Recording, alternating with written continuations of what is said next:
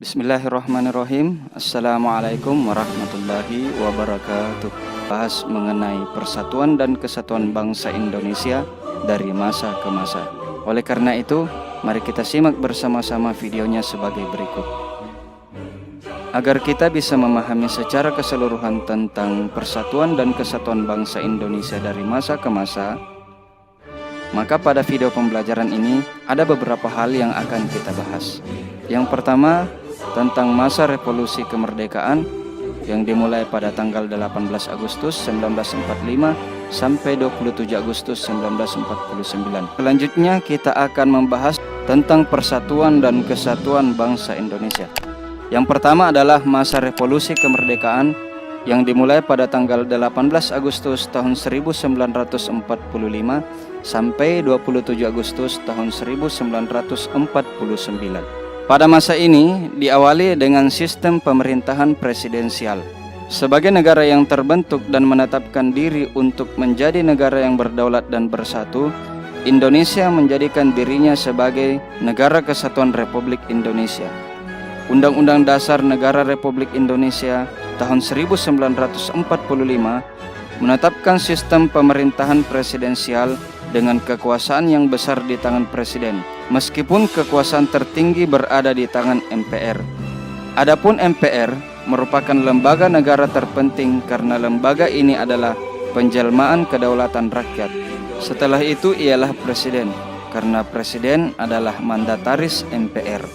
Bagian B pada masa revolusi kemerdekaan yaitu sidang PPKI pada tanggal 18 dan 19 Agustus tahun 1945. Pada tanggal 18 Agustus tahun 1945 dilaksanakan sidang PPKI.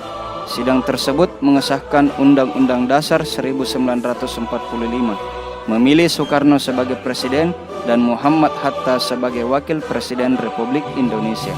Pada tanggal 19 Agustus tahun 1945, PPKI menetapkan pembagian wilayah bekas Hindia Belanda ke dalam 8 provinsi Indonesia yang masing-masing dipimpin oleh seorang gubernur. Provinsi-provinsi tersebut meliputi Sumatera, Jawa Barat, Jawa Tengah, Jawa Timur, Sunda Kecil, Borneo atau Kalimantan, Sulawesi, dan Maluku. Pada masa revolusi kemerdekaan, terbentuklah sebuah komite yang bernama Komite Nasional Indonesia Pusat. PPKI kemudian dibubarkan dan dibentuk Komite Nasional Indonesia Pusat atau KNIP yang diresmikan pada 29 Agustus tahun 1945 dan diketuai oleh Kasman Singodimedjo. Beberapa ketetapan mengenai KNIP tersebut adalah: 1. Lembaga yang akan dibentuk di seluruh Indonesia dengan pusatnya di Jakarta. 2. Penjelmaan dari kebulatan tujuan dan cita-cita bangsa Indonesia untuk menyelenggarakan kemerdekaan Indonesia yang berdasarkan kedaulatan rakyat. Dan yang ketiga, pernyataan dari rakyat Indonesia untuk hidup aman sebagai bangsa yang merdeka, persatuan kebangsaan yang erat, menjaga keselamatan umum, dan membantu para pemimpin dalam menyelenggarakan cita-cita bangsa Indonesia. Kemudian tentang kabinet yang pertama pada masa revolusi kemerdekaan. Susunan kementerian pertama sesuai dengan ketentuan Undang-Undang Dasar Negara Republik Indonesia tahun 1945 ditetapkan pada tanggal 2 September tahun 1945 yang dipimpin sekaligus oleh Presiden Soekarno.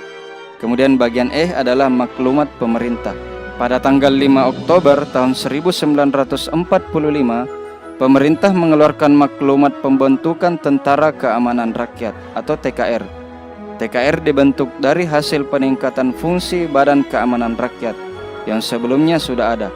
Pembentukan TKR bertujuan mengatasi situasi Indonesia yang mulai tidak aman karena kedatangan kembali tentara sekutu ke Indonesia, atau yang kita kenal dengan istilah agresi militer, setelah terjadinya penyerahan Jepang kepada sekutu.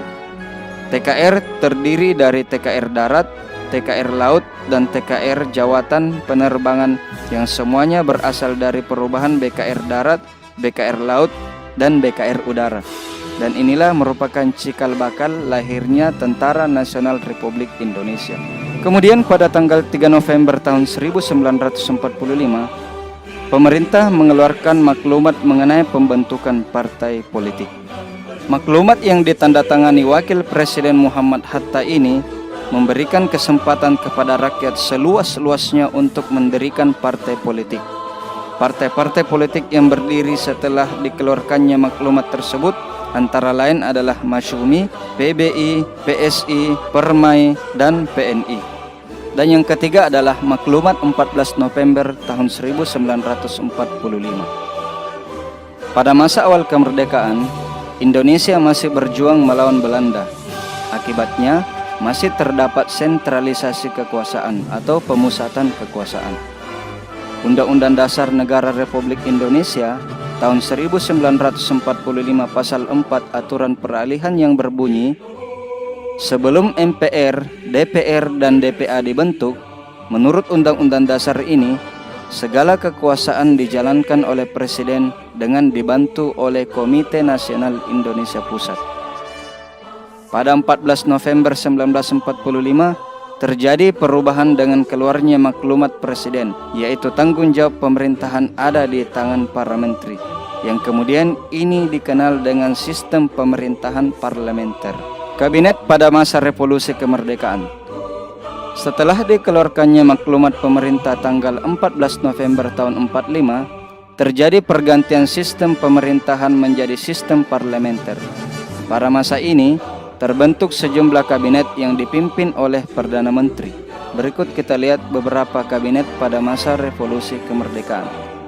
Kita lihat diawali dengan kabinet presidensial yang dipimpin langsung oleh Soekarno, kemudian kabinet Syahrir I, Syahrir II, Syahrir III, kabinet Amir Syarifuddin, kabinet Hatta I, dan kabinet Hatta II.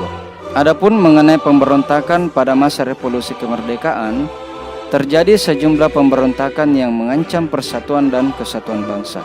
Di antaranya, yang pertama, pemberontakan PKI di Madiun tahun 1948.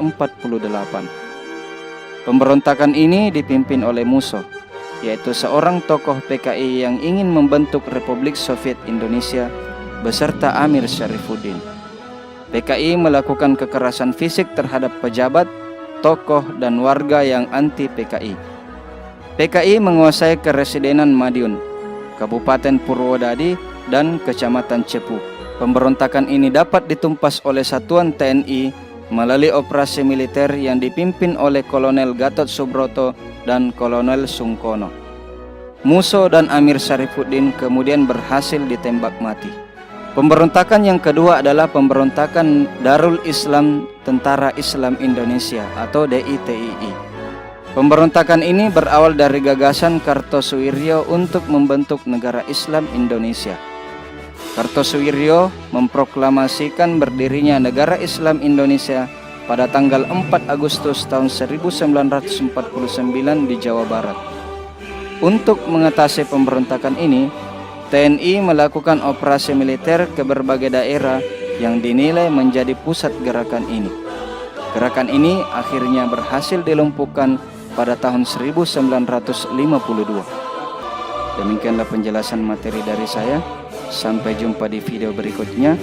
Wabillahi taufiq wal hidayah. Wassalamualaikum warahmatullahi wabarakatuh.